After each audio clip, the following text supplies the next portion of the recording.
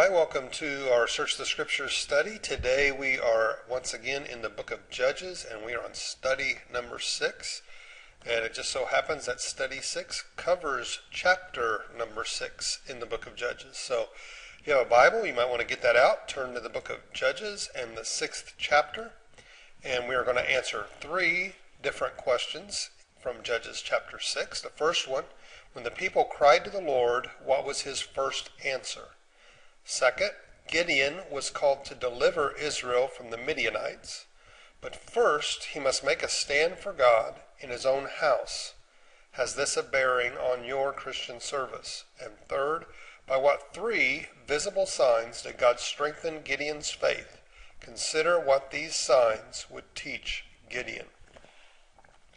So let's look at Judges chapter number 6, and once again we are looking for what the prophet spoke to Gideon. We are looking at what Gideon had to do or take care of in his own home and the 3 signs that God gave him to strengthen his faith.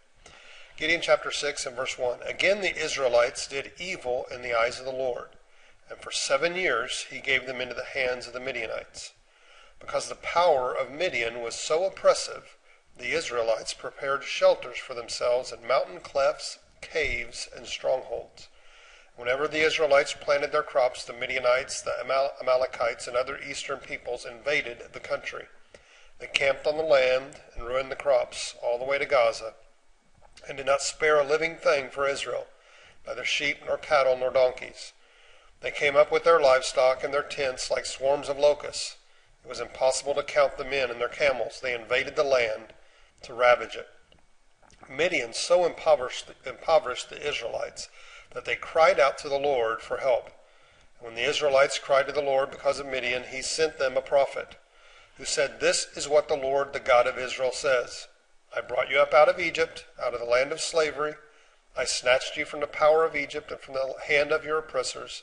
I drove them from before you and gave you their land. I said to you, I am the Lord your God. Do not worship the gods of the Amorites in whose land you live.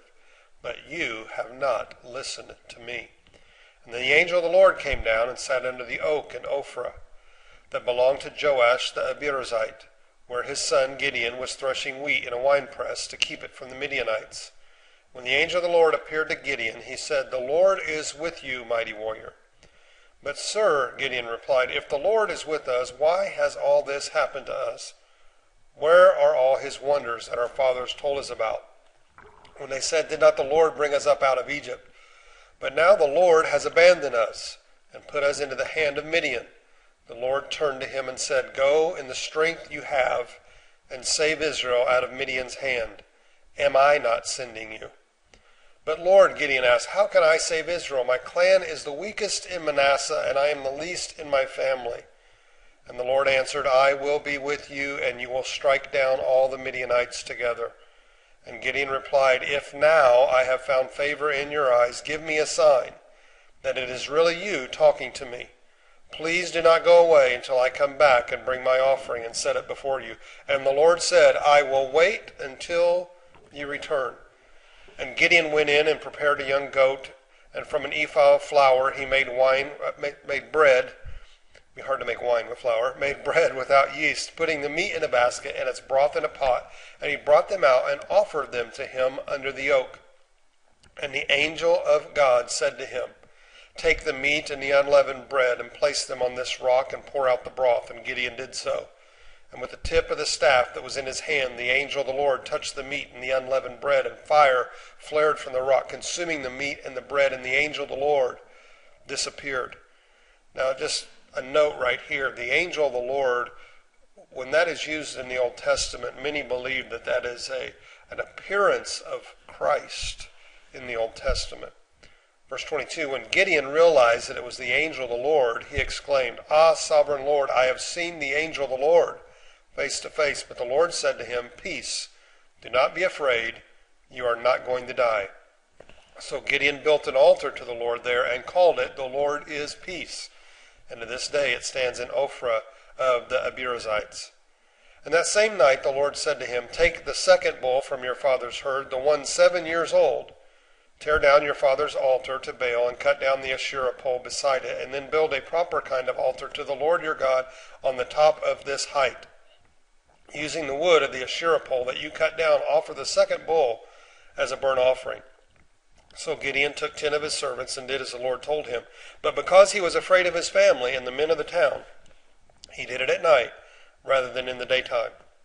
And in the morning when the men of the town got up, there was Baal's altar demolished with the Asherah pole beside it cut down, and the second bull sacrificed on the newly built altar.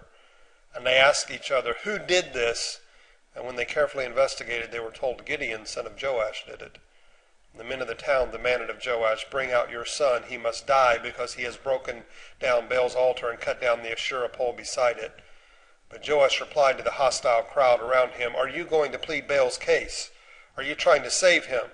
Whoever fights for him shall be put to death by morning. If Baal really is a god, he can defend himself when someone breaks down his altar." So that day they called Gideon Jubal Baal, saying, "Let Baal contend with him, because he broke down Baal's altar." Now all the Midianites, Amalekites, and other eastern peoples joined forces, and they crossed over the Jordan, and they camped in the valley of Jezreel. And then the Spirit of the Lord came upon Gideon, and he blew a trumpet, summoning the Abiezrites to follow him. And he sent messengers throughout Manasseh, calling them to arms, and also into Asher, Zebulun, and Naphtali, so that they too went up to meet them. And Gideon said to God, "If you will save Israel by my hand as you have promised, look, I will place a wool fleece on the threshing floor. If there is dew only on the fleece and the ground is dry, then I will know that you have saved Israel by my hand, as you said." And that is what happened. Gideon rose early the next day, squeezed the fleece, and wrung out the dew in a bowl full of water. Then Gideon said to God, "Don't be angry with me, but let me make just one more request. Allow me one more test with the fleece. This time make the fleece dry and the ground covered with dew." And that night God did so. Only the fleece was dry. All the ground was covered with dew. Question 1. When the people cried to the Lord, what was his first answer? When the people cried out to the Lord, he sent them a prophet. And the prophet proclaimed to them why they were in the situation they found themselves in. Probably not the answer that they wanted. They probably wanted to hear of immediate deliverance. They probably didn't want reminded of why they were in the place that they were in. Question number 2. Gideon was called to deliver Israel from the Midianites, but first he must make a stand for God in his own house. Has this a bearing on your Christian service? Well, judgment begins in the house of the Lord. Something comes from the New Testament. In other words, judgment begins in the house of the believer. Gideon had some business to take care of at home before he could ever take care of the business of the people. Oftentimes you and I have things in our home that we need to deal with, and it's awfully easy for us to point out the errors in others when right underneath our own noses in our own house we have things going on that shouldn't be taking place.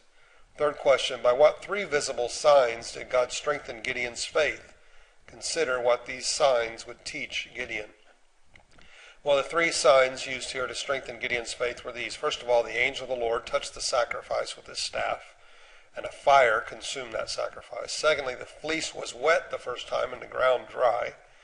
And then finally, the fleece was dry and the ground was wet. These signs taught Gideon that there is nothing too difficult for the Lord. The Lord is more than able to pass any test that you and I could ever develop for him. I hope God is blessing you today. I hope you're not trying to put the Lord to the test too much. It'd be nice if God just spoke to us and we just believed him and we acted upon it. This story of Gideon is not here for us to be sure we test the Lord all the time. It's to remind us we don't need to test the Lord, but we simply need to obey what he tells us to do. He will fulfill his end of the bargain every time. I hope you're having a fantastic day. God bless, and have a great rest of your day.